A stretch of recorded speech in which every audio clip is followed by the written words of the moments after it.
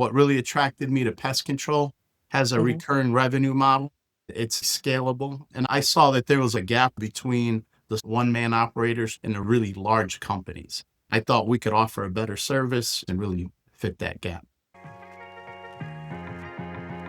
Welcome back to Pest Radio, the podcast where we talk with leaders shaping the future of the pest control and wildlife industries, from business and growth to marketing, mindset, and the real stories behind the people in this field.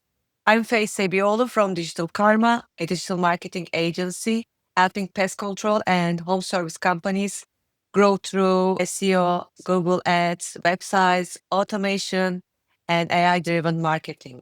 So our mission is simple: help good companies grow with smart, honest, and trackable marketing.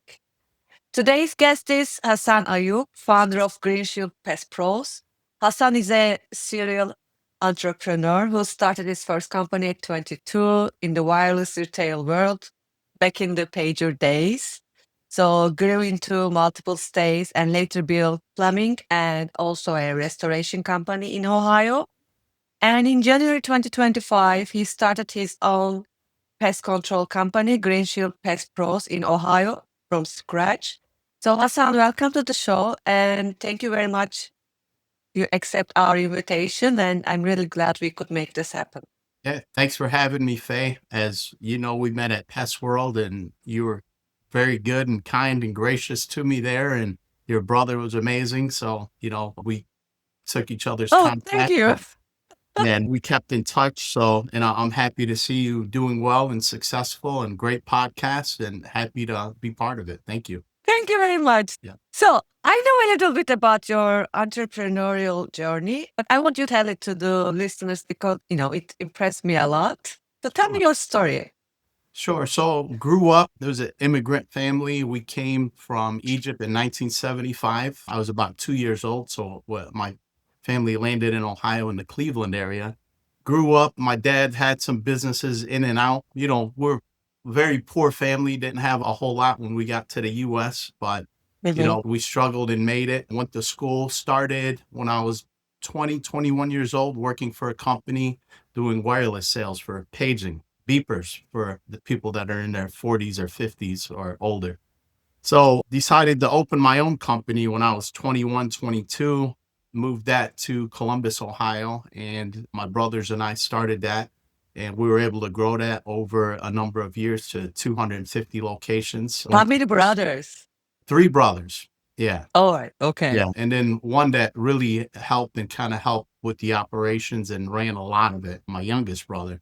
So we were able to grow in 15 states, became one of the largest retailers for a couple of the brands that we represented on the wireless cell phone side.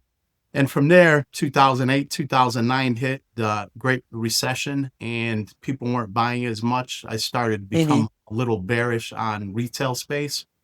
So we looked at other industries to get into, and home service space was great. We initially started a restoration company for roofing, mold, fire, water damage.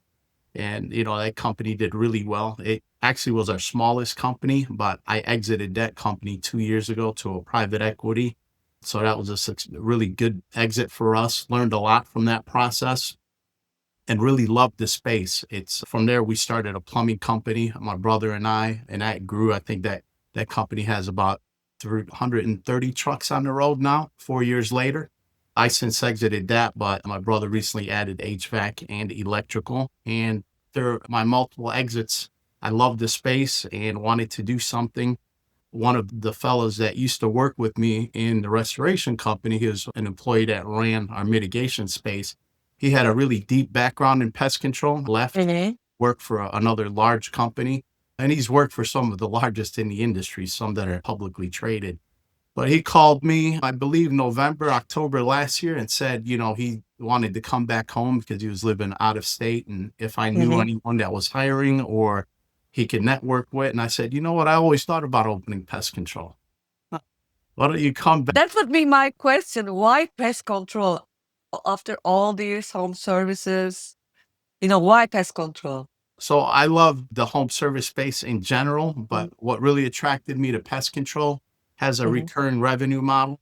Mhm. It's definitely scalable if you have the right people in place. And I saw that there was a little bit of a gap or a hole between the small one man operators, two-man operators, and the really, really large companies. And I thought we could offer a better service, eco-friendly products, and really bring the same level of five-star service that we had at our other companies where, a guy's not showing up in his own personal car with the baby car seat in the back, or the really large companies where you're just a number. They're not going to know who you are. You may get different technicians all the time. And again, I thought we could offer a better service and really fit that gap. So you saw this as an opportunity Yeah, between big companies nationwide and one-man shows. exactly. And we already had a lot of contacts from the other companies. We already had contacts with property managers, homeowner associations, other commercial contacts. The management companies. Exactly. So that gave us a little bit of a foot in the door and a head start. Our GM that I hired that came back to Ohio, he had some really good contacts with commercial clients as well. Mhm. I know how to market for residential, not Mm. necessarily commercial to a certain extent, but so we kind of started with both a little bit of residential, a little bit of commercial, and then kind of went from there. The rest is Oh. history, as they say.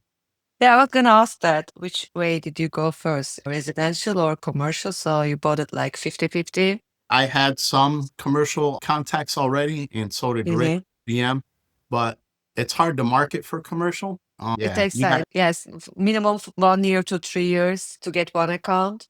yeah, it's a relationship business, and a lot of those folks already have contracts. And, Mm-hmm. we opened a company in January 2025, but we didn't start like marketing customers and taking clients until March. We needed a couple of months to really set up our systems, get everything worked out, and make sure we were ready to launch. A lot of those companies were under contract. A lot of them weren't going to take new bids or seek new vendors until the next year, 2026.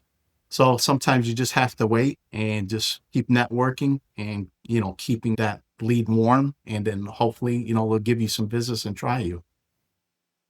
I know. Yeah, same with us, B2B Yeah, businesses, right? exactly. And I've been working with pest control companies more than 4 years, and sometimes I say to Michael, I should open a pest control company. It's a nice business You because should. I know them. Yeah, but they all advise me, go and buy a very small company. Don't start from the scratch. But you started from the scratch. So why start Green Shield from scratch instead of buying an existing small pest control company? Yeah, it's kind of counterintuitive. If you talk to consultants and business professionals, a lot of them will tell you don't build, buy. But for us, I know how to build and I'm a builder. I love to start from scratch. It allows me to create a brand that I think we can scale. It allows me to avoid any bad habits or bad company culture, bad pricing, bad systems, bad operations, because you see that a lot with small companies. And a lot of them aren't really branded or marketed properly. So sometimes you're buying a headache. And for me, I thought we had the ability to go out strong. We have the capital to invest and we know the right people, and we can go ahead and create a decent sized company pretty quickly and then just bring in the things that we've learned throughout the years in business and home service space. And a lot of it's the same, whether you're doing plumbing, roofing, HVAC, pest control. I mean, you're selling a different product, but a lot of the fundamentals are exactly the same. You see.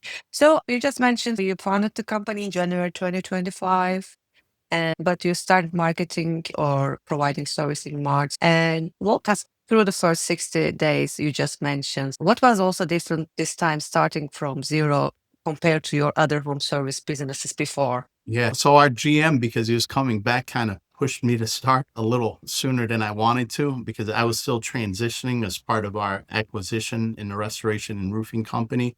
I was on the hook for 2 years to kind of stay there and help through a transition. So I just recently retired or stopped from that job, I think in October. So where I was kind of trying to do two or three things at the same time.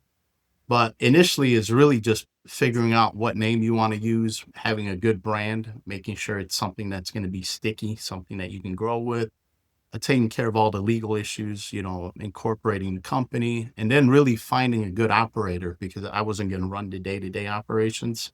Good operator, good technicians in the beginning, and then a solid CRM, and just putting the systems together for accounting, payroll, all of the stuff that a lot of people don't like or don't find fun to do, but you have to have them and able to grow. So, build out the website. Obviously, that takes some time. We weren't able to take on customers, buy trucks. Our trucks, if you go on our website, they're branded, they're wrapped. We have new trucks, new equipment, and just to learn the industry a little bit as an outsider coming in fresh.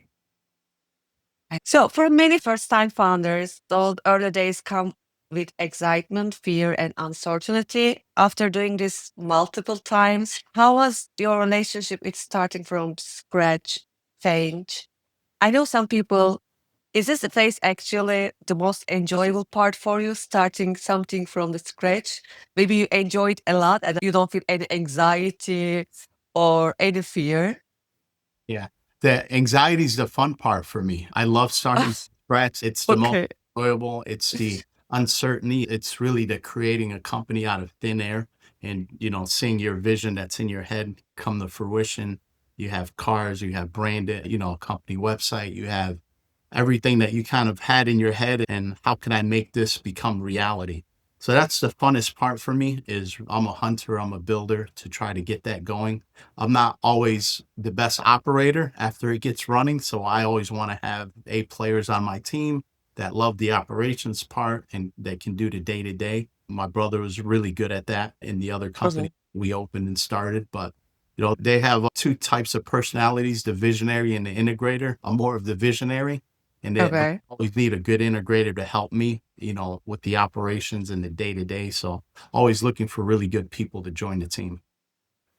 How is it like working with the family?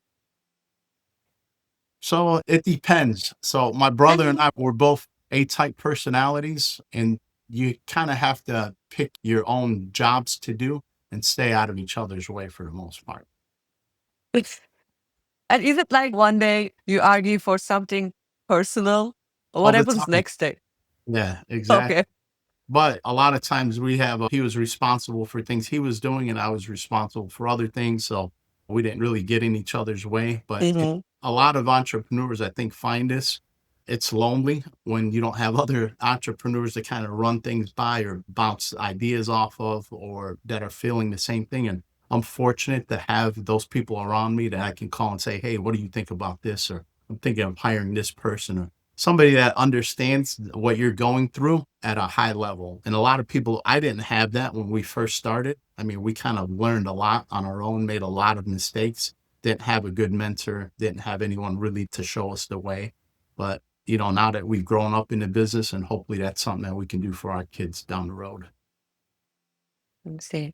So, with your background in restoration and other service industries, what were the first priorities when you focused on launching the pest control company? I know you just mentioned building the branding, but apart from the branding, what about customer relationships?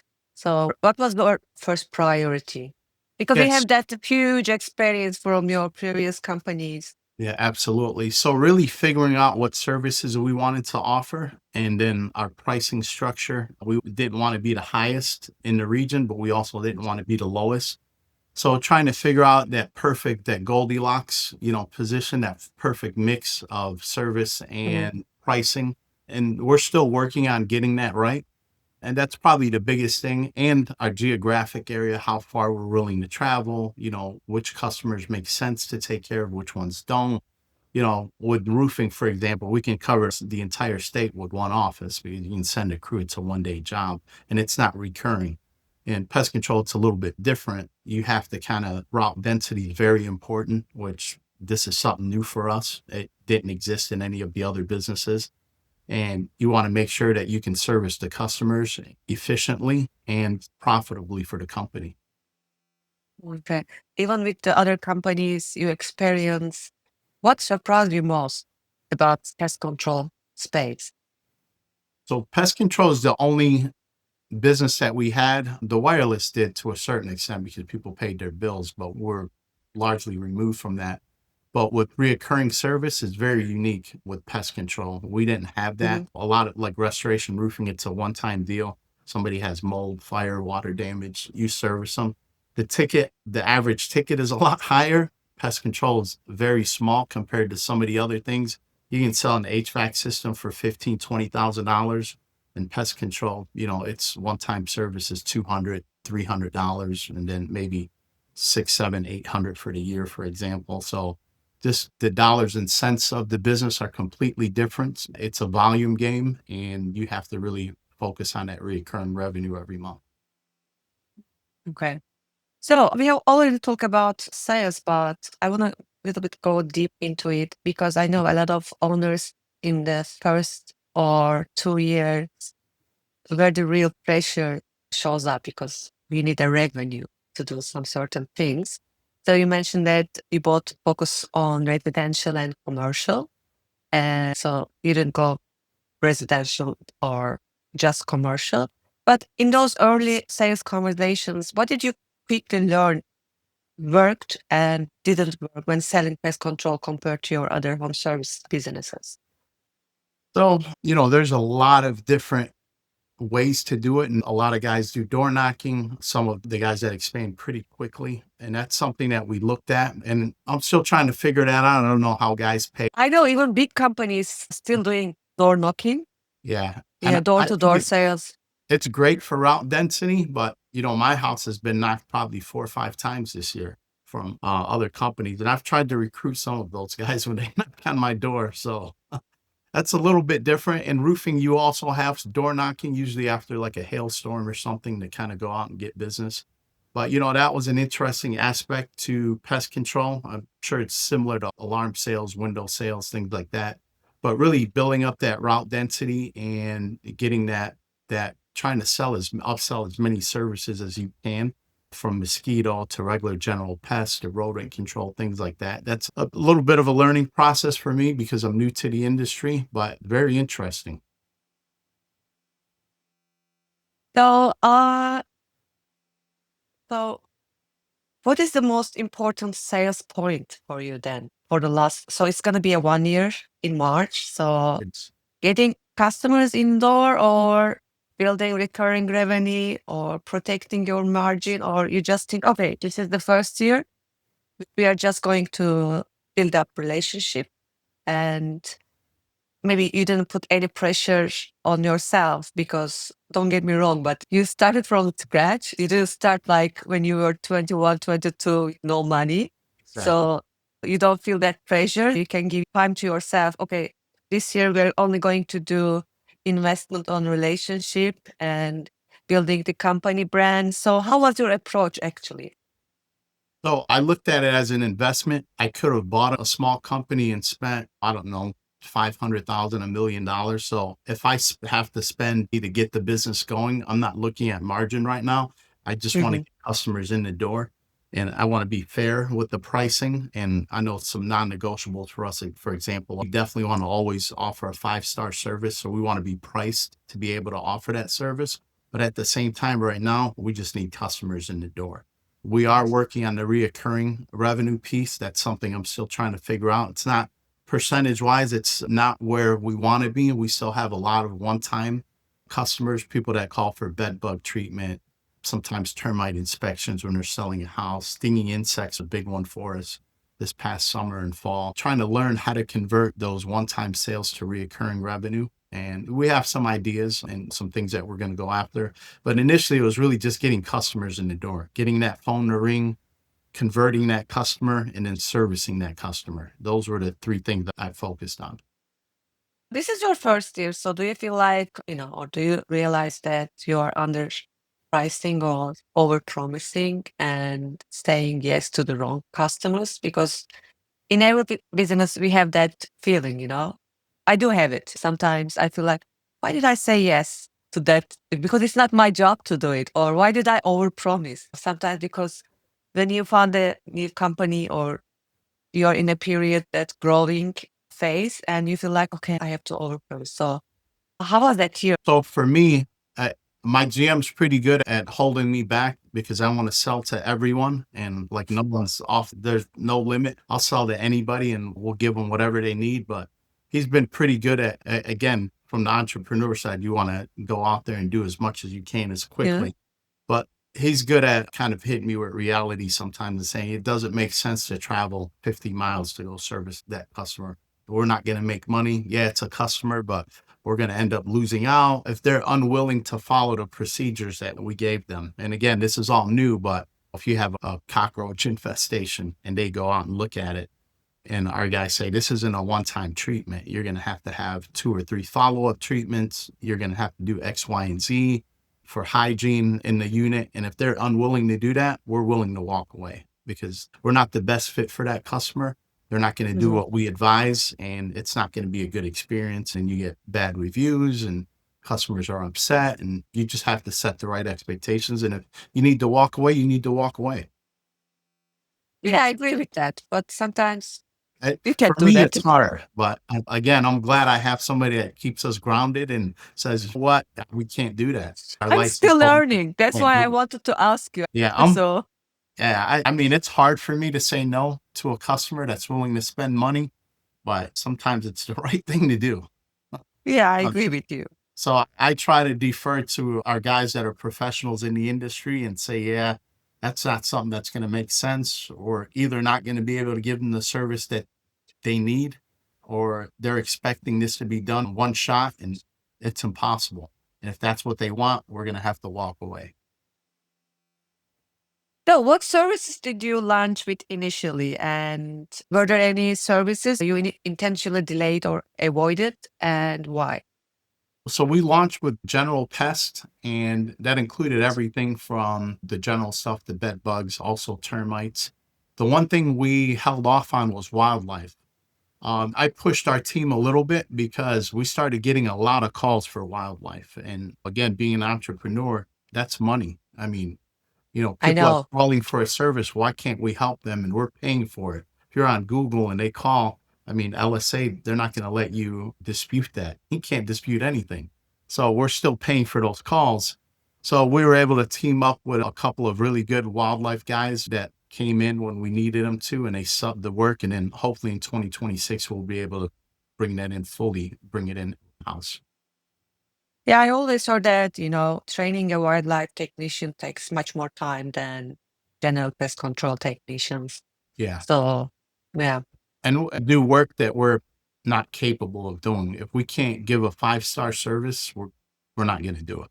And that's something that we didn't have in-house, just didn't have that talent. So we brought a couple of guys in that can help us. Again, they're not employees. We bring them in as we need to, but we'd like to eventually hire someone that specializes in that and bring them in full time. Okay. So, with your experience across multiple home service businesses, what have always been your non-negotiables when it comes to service quality, no matter what the industry? So we want to give a white glove treatment, a 5-star service at a reasonable price. And if we can't offer that, we're not going to do it. I mean, our guys have to show up fully equipped. They have to be licensed and certified. Our trucks are branded. They're clean. We use the latest technology from tech stack to chemical solutions. Eco-friendly is a huge thing for us and priority for us. So we want to treat customers like their family, take care of them, say hello, build a relationship. And the other thing is communication. I've used so many services myself at my home where people don't communicate well. And in 2025, that's a non-negotiable. People expect you to let them know when you're coming, communicate when you're here, and then let them know when you're finished up. And then we send them a full report with photos, what we found, what our recommendations are. And then, yeah, communication is also key. What has been the hardest part so far operationally in pest control industry? I think knowing when to hire the right people and when to pull the trigger and really find them. Finding good technicians isn't always easy. Finding good Mhm. CSRs to answer the phones has been a little bit of a challenge. And then really knowing when to expand and when to add employees. So, like I told you, we recently made an offer for someone to come in as a business development rep to go after commercial accounts. We'll probably need to hire an additional CSR here soon. Inside sales is huge for us. For the reoccurring service, we're leaving a lot of money on the table with the one time. So really have to have somebody inside To call. convert all these initial Yeah, services make to outbound, recurring. absolutely. Make outbound calls, upsell, offer. We're not going to offer things people don't need, but if they need it, we want to be the company that provides it for them.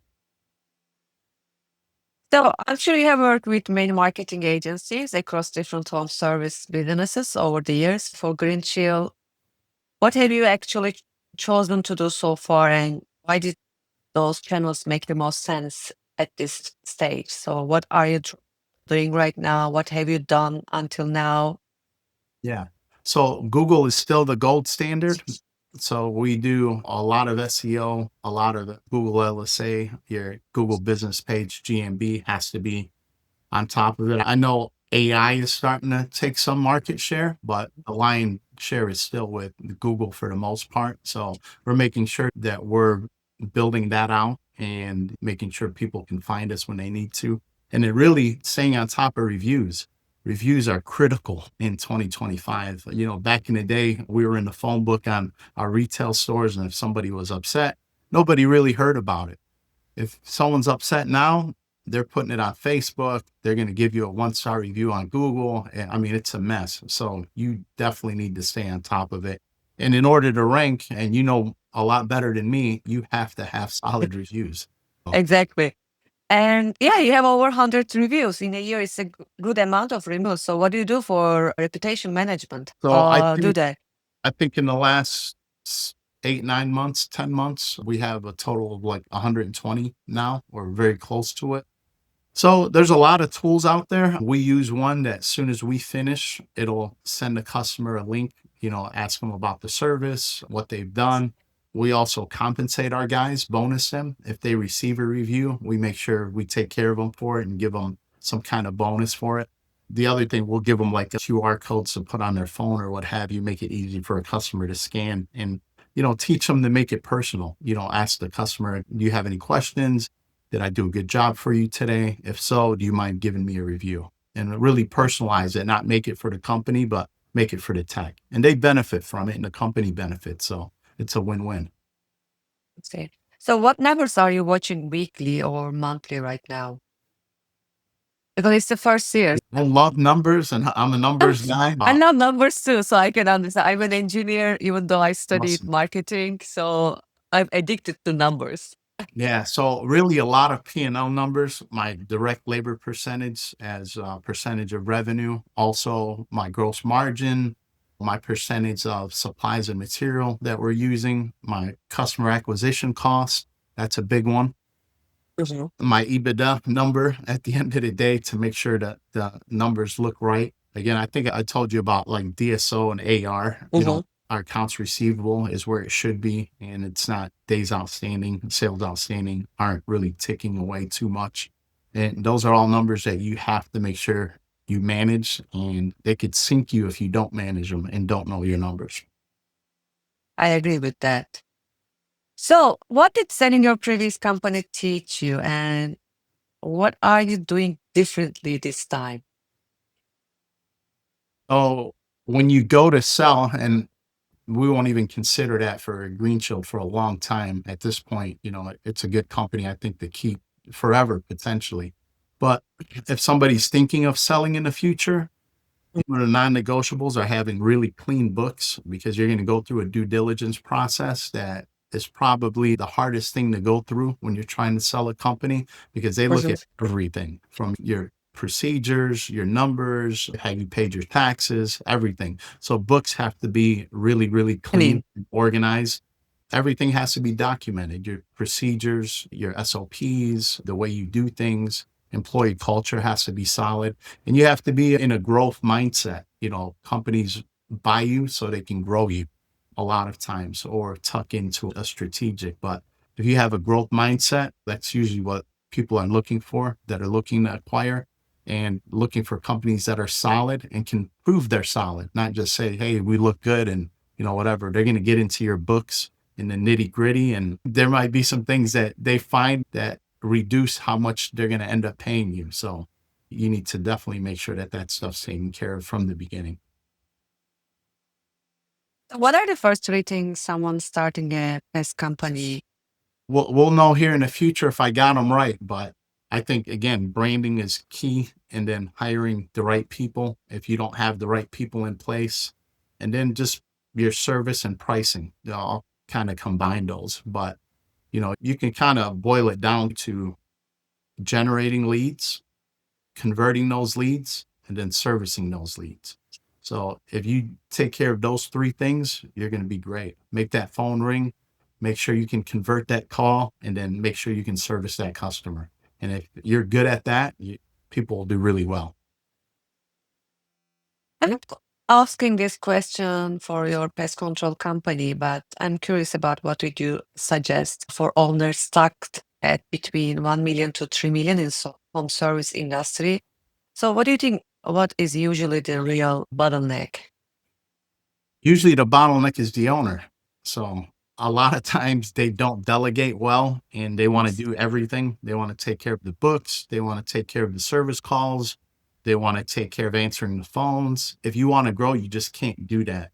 There's a really good book called The E-Myth, Entrepreneurial Myth, and there's one by Michael Gerber, and there's another one for the HVAC industry, which is very similar to what we do in pest control. Get yourself out of the business as much as possible and try to work on the business instead of in the business. If you can do that, you can really start to grow and scale. Running a $1 million company is very different from running a $5 million company, and running a $5 million company is very different from running a $10 million company. There's different tiers, and you have to know what your shortcomings and weaknesses are and hire people that can help fill those gaps for you. People always think that, hiring a new person for a specific position is going to be expensive, but normally they don't think that how much time they spend from their own time. So they don't compare it. What I can do if I hire that person with that amount of time, you can add more to your company. But normally I think you are right. Owners don't think about it. Yeah. I mean, a lot of people don't want to invest like in training. I remember it used to be a saying at one of our old companies that we heard somewhere, but someone doesn't want to pay or spend money on training their employees. And the owner's like, what about if I train them and they leave? And I know then that. someone else said, what about if you don't train them and they stay? Yeah, I know that one. Yeah, Yes. a talent pays for itself. If you can have really good people, they're gonna really just launch pad your company into everything from making money, from having good corporate culture, for having a clean organization, all of that. So that's one thing that I wouldn't shy away from is hiring really good people. Hire the best people you can find. I always want to be the dumbest guy in the room, the guys that are doing what they're supposed to be doing know much more than I do on that specific task or project. I don't know who said that, but always hire smarter people than yourself. Yeah. Oh. Lots of people say it. I think Lee Iacocca from Chrysler way back in the day used to say that. And then a lot of entrepreneurs have said it since. So, what does success look like for Green Shield Pest Pros by the end of 2026? So, what are your goals for end of 2026? Six from revenue, I'd like to be as close to 2 million as possible our second year Oh, revenue. And then I'd like to have a really solid team with a service manager in place, a decent call center with some AI help, hopefully, as that's going on. And then have a really solid business development team that's going out every day trying to get new leads, and then just really have top-notch service offering for our customers, and hopefully quadruple our review base instead of 120, maybe hopefully have 500 reviews by then and just keep going.